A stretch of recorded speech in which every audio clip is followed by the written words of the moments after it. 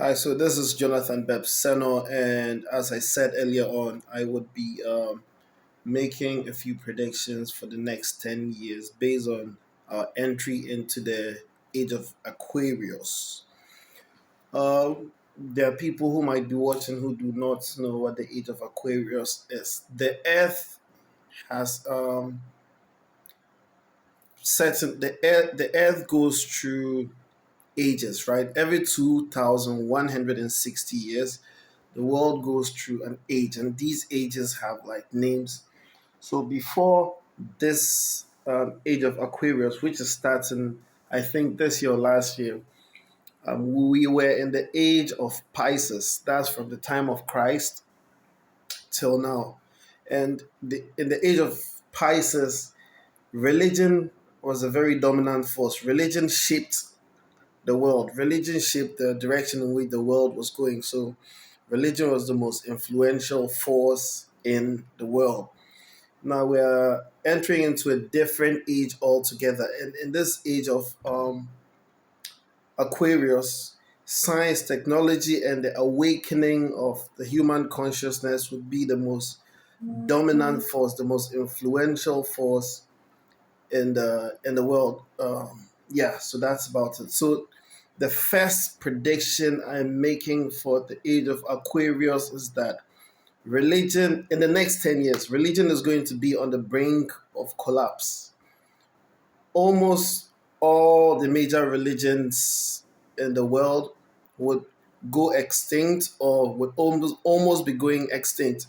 I think there's just only one religion which might not completely go extinct. I'm not mentioning names here. I'm not going to be very explicit about it. You can make your own conclusions. But only one religion which um, there's only one religion which might be still existent or still play significant roles in people's spirituality, not because um, it's better than the other religions or whatever, but because of the way it's structured, they are very strict. So with that particular religion, it might still be around, but with all the other major religions, they might really go extinct. That's mainly because of the advancements in technology and also the availability of information and people's the awakening of people's consciousness. Now, if you do statistical studies, take for example the U.S. Just take I have to I can quote, don't quote me on this, but if you study on the what do you call it, the percentage of practicing Christians in the US, right? The number keeps declining, declining with the rise in technology. The number keeps declining because technology opens up new whole new realities and expands people's scope of thinking and people's scope of understanding of the world. I am not saying Christianity is it's not a good religion or whatever. I'm just stating factual. I'm just stating facts. So whenever there's an advancement of technology, it reduces the number of people who actually subscribe to a particular faith. It started from the days of people like Galileo and etc. So even back in the days of Galileo, that's a scientist in hundreds of years past. When he started making certain discoveries, the Catholic Church at the time said that it was what you call heresy. That means it's something heresy is something like blasphemy. So they decided to kill him because the Catholic Church had ideas on how the world operated, but he was bringing scientific principles that contradicted that. They said they were going to kill him and whatnot. I don't want to go too much into that. I'm trying to choose my words very carefully so I don't get into trouble. So I can't really touch much on this. But it's my prediction. So let's hang around and see what happens in the next 10 years. In the next 10, I think it's even happening in Ghana here already because a lot of young people are disassociating themselves from religion. A lot of people are religious. I mean, a lot of people subscribe to certain religions, but they don't practice. And a lot of people are not afraid anymore to question their religion. When something doesn't make noise, they question.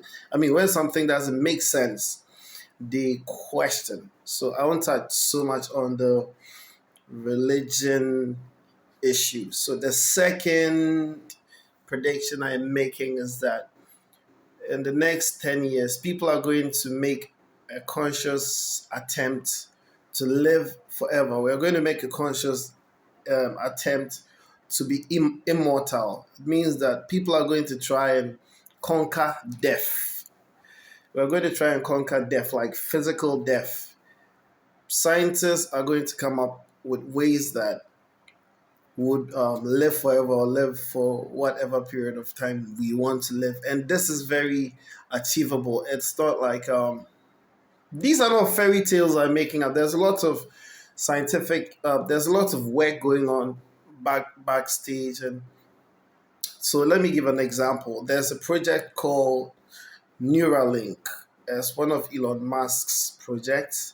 And with this Neuralink, they insert a micro computer into your head, and this computer is connected to your brain. So it records your consciousness, your very essence, into that sim, and anything you're doing, everything you're doing, every emotion you ever feel, every pain, every joy, every agony you ever go through is being recorded on that sim. So if something should happen to this your mortal body, if something happens to your mortal body, they take out that sim and they place it in another body, maybe a clone or something, and it just keeps on living as you. So what you'd feel like is you slept and woke up and you're in like a different flesh. But the thing inside the body that makes you feel like this is you keeps on living, but just that is in another body. So we're going to look back in 10 years and see if some of these things I'm saying would come to pass. Now, the third is people would be able to talk to each other telepathically. Telepathy is when you can talk to someone else by thinking, like you you hear each other's thoughts. So you're with your friend in a public place, you want to gossip about someone, you don't open your mouth, you and the other person just read each other's thoughts, like they hear your voice in their head very loud. And this is also true technology, the same Neuralink technology. Um, the the sim which they put in your head, which would record your consciousness, has certain features like a Bluetooth that you could turn on and connect to another. You pair with another person, then you send thoughts via Bluetooth or wireless or whatever. So it's another prediction I think would come to pass. And finally, I think man would live on other planets. I think the universe is going to be populated by human beings. And in the future, when they tell kids that human beings lived on Earth only in the beginning, they would laugh. They would wonder how it was. Like they'll find it funny that people were just restricted to only one small planet, and that's Earth.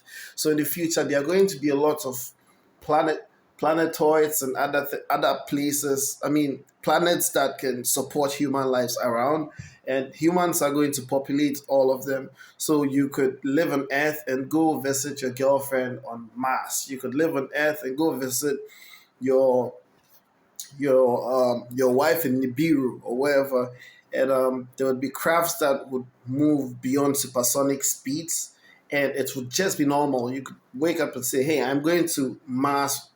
I'm going to Mars, the planet Mars, on a vacation," and come back, and it would be normal. Now, these things seem far fetched, but in every technological advancement, the people who live at that particular era find it very far-fetched. For example, if you go 30 years ago, maybe somewhere 1992, 91, thereabout, and if you could time travel and told someone from that era that there would be a device, right? There would be a device, little device which you could hold, and and someone else appears on it, someone you know, and they could see you, you could see them, and you have a conversation with them and laugh and talk. They'll tell you a straight up witchcraft. They'll tell you a straight up witchcraft. I remember back in the day, not too